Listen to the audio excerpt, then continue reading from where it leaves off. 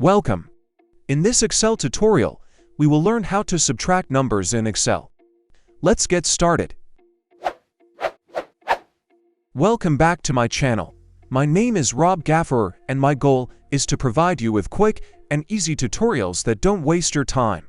Make sure to like and subscribe if my videos helped you.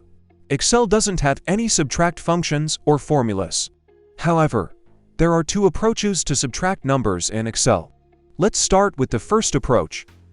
Start with an equal sign and select the first number from which you want to subtract.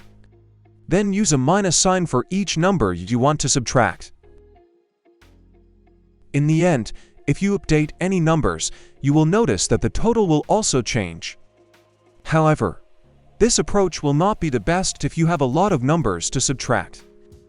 It can take you hours to write the formula, and the formula will get too long and messy, which is not preferred in Excel.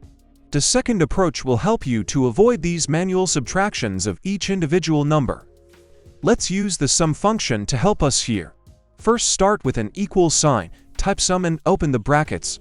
Then select all numbers that you want to subtract and close the brackets. Click Enter and you will have a total of all numbers that need to be subtracted.